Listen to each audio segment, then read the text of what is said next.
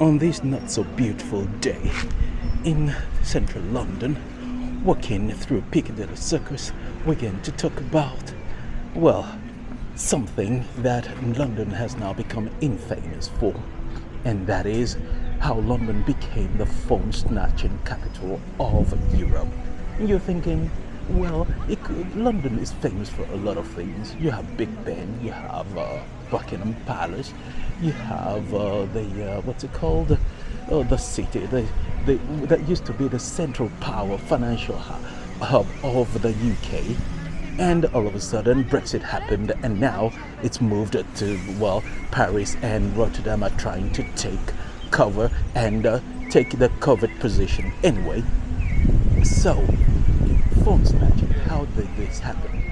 And the interesting thing, some of the numbers are absolutely unbelievable. For example, it says every 6 seconds a phone, no, let me rephrase that, every 6 minutes a phone is stolen in the UK somewhere, and London is where a lot of the phones are stolen, and to a tune of 64,000 per year. 64,000 phones are stolen every year. That is a lot.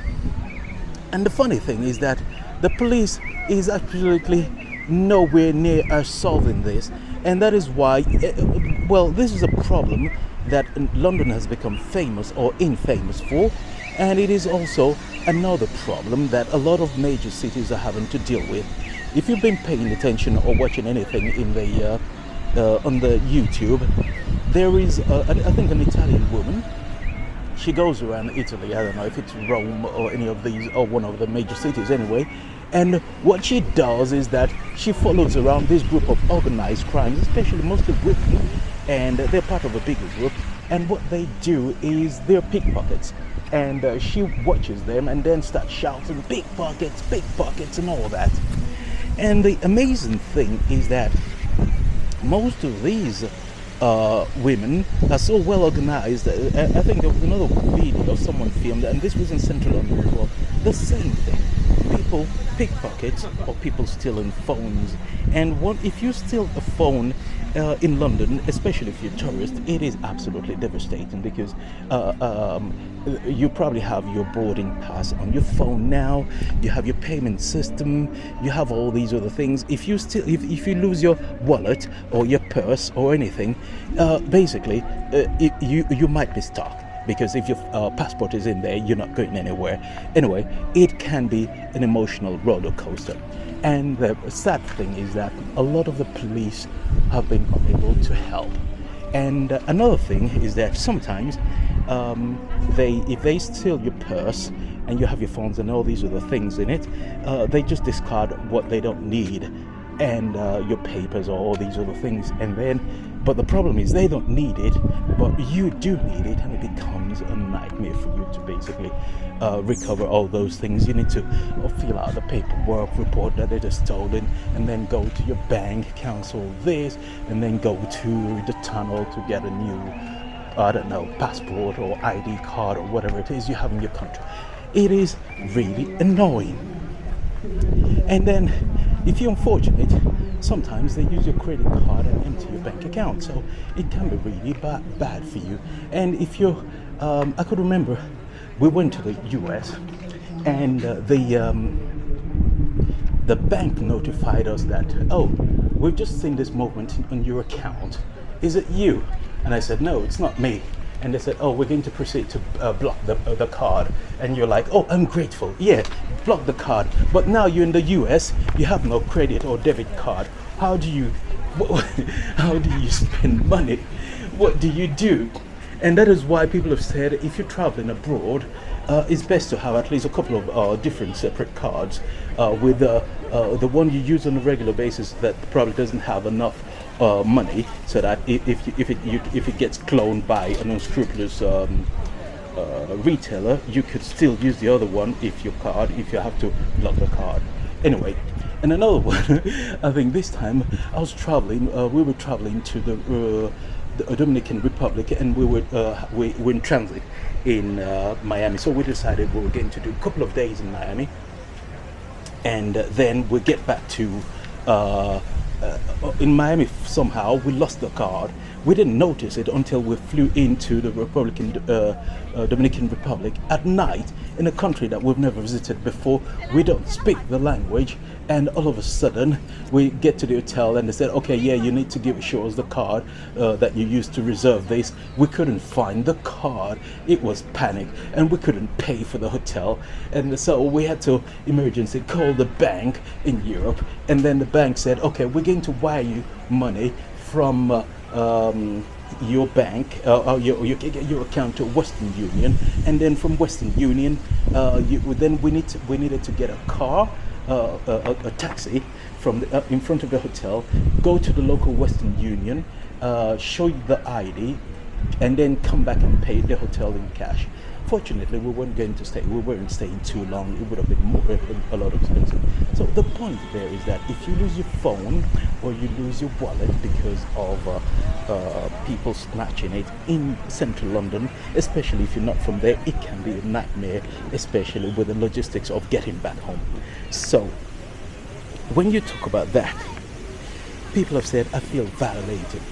And the reason is that if you're on your phone, you're talking to someone just snatches your phone, the phone is open in most cases, or not unless you're only using the app, or you have it open, you're reading something on your phone. Anyway, so what has been happening in London is that the organized crime some of them have been arrested, and apparently this group, they're not only just into snatching phones, they're also dealing with illicit narcotics, cash, and all these other things.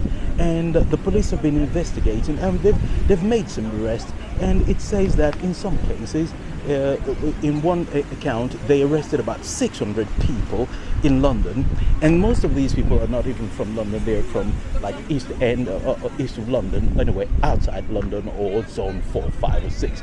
Anyway, so what the organized crimes have been doing is that they go into central London, the West End, where more people are, more tourists are, and because you're a tourist, sometimes you feel safe in London, but sometimes it is not safe. So you basically, because you're in a developed country, you just don't really think that is something that would happen to you, especially the UK being well organized as a whole. I know a lot of people say that the country has gone too well. Let's not go there. That the country is no longer safe because of all these people crossing the channel and all that. But relatively, it is still relatively safe. It doesn't matter what people say, anecdotal stories.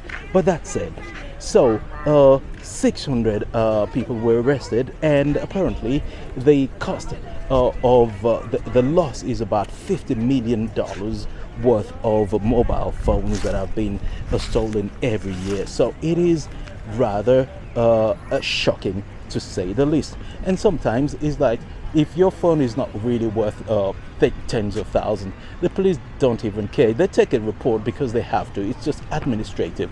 Just, okay, write it down, and there's your name. Okay, if we hear anything, if we see anything, or if we recover the phone, we'll get in touch with you.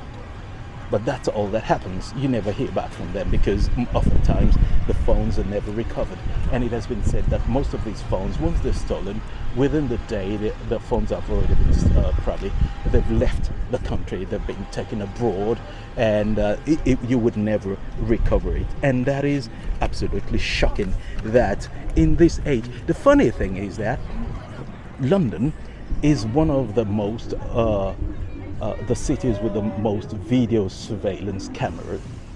And you're thinking, with so many cameras in London, the police will be able to, at least catch someone.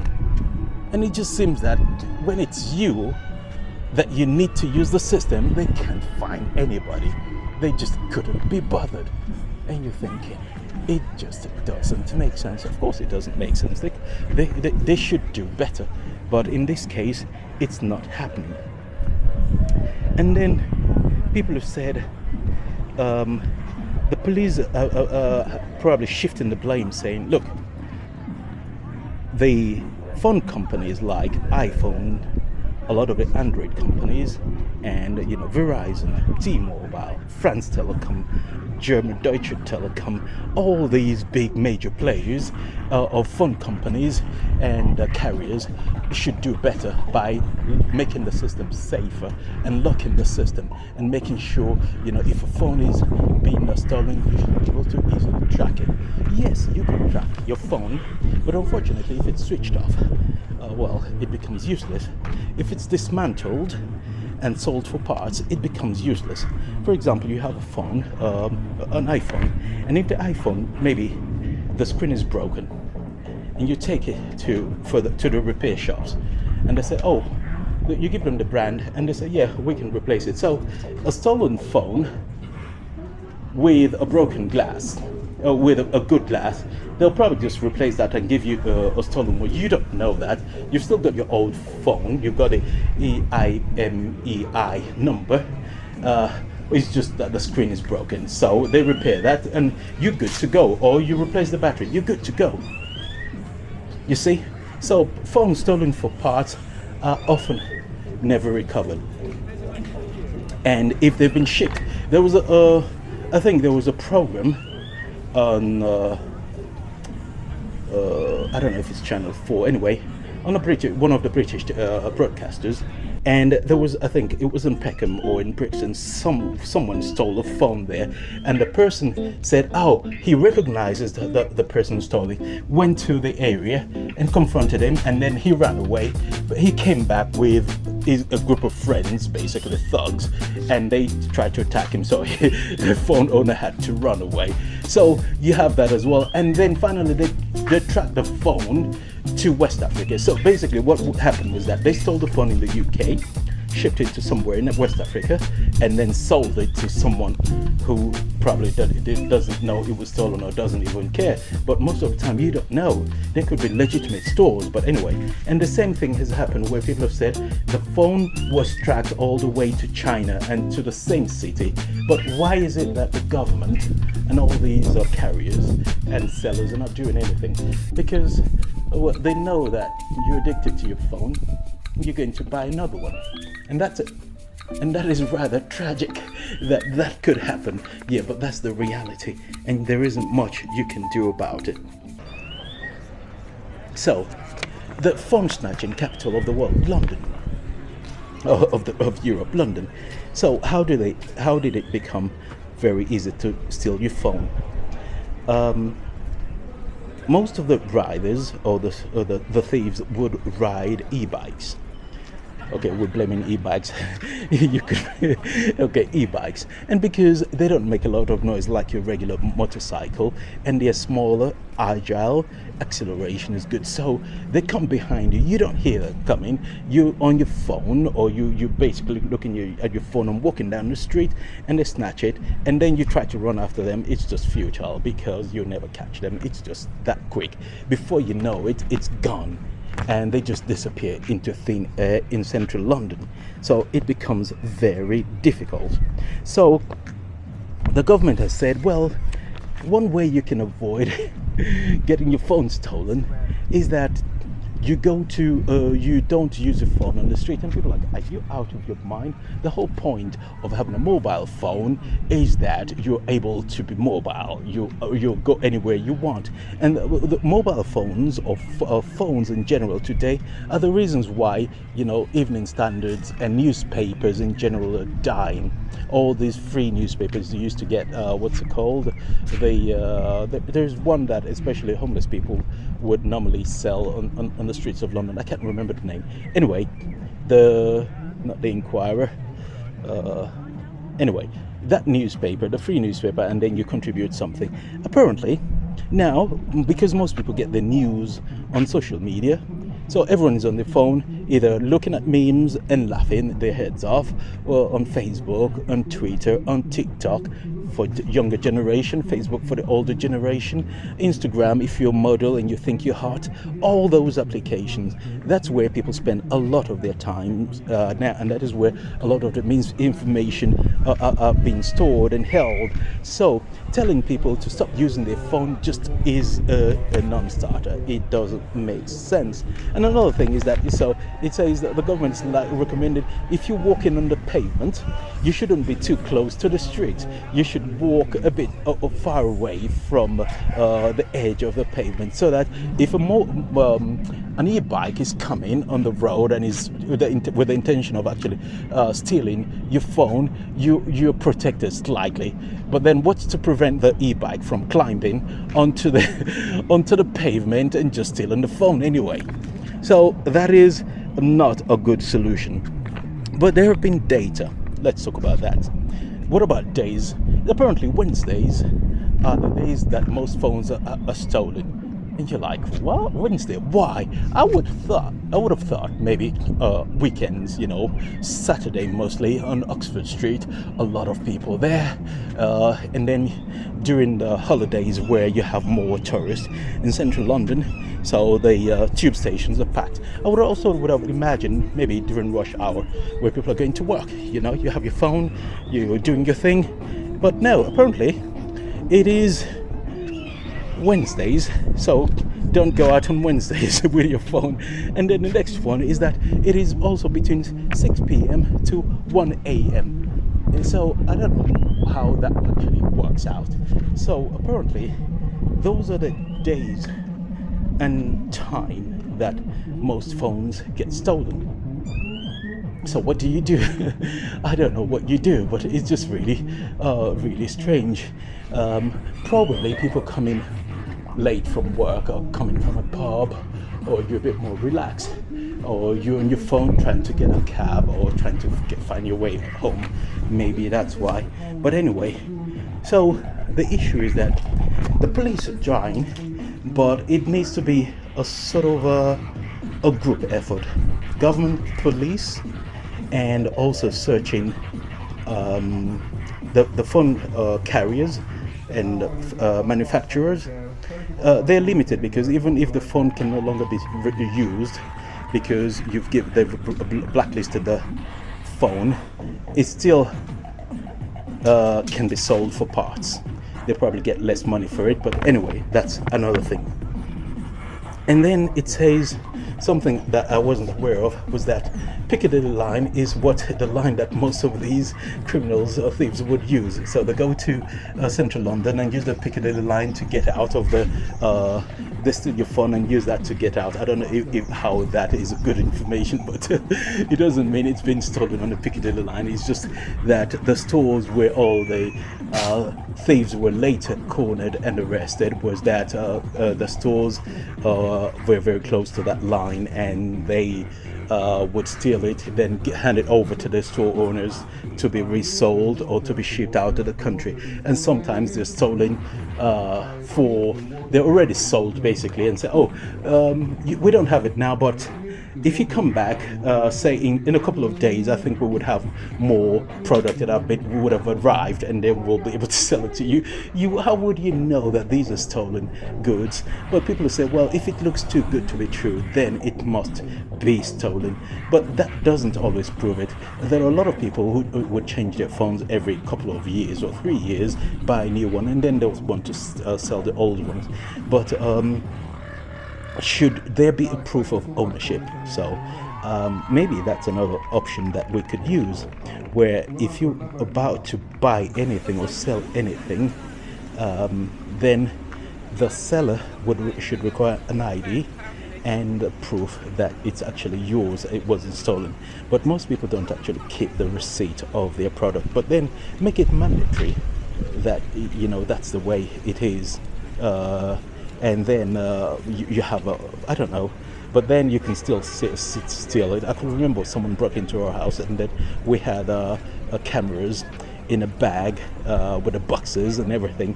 So if someone were to the person who stole it took everything, so it could still resell it with all the packaging, say, yeah, I lost the receipt, but look at the packaging, it's all mine. So it's very complicated then to prove it's stolen or not. So the police have actually done a bit more. They've arrested people in in the stores linked to reselling stolen goods and things like that. But I think we're still not. We don't have a permanent solution. In other European countries, they're facing the same issues, but it just seems London seems to be the capital of phone snatching at the moment, and there isn't any solution in the horizon.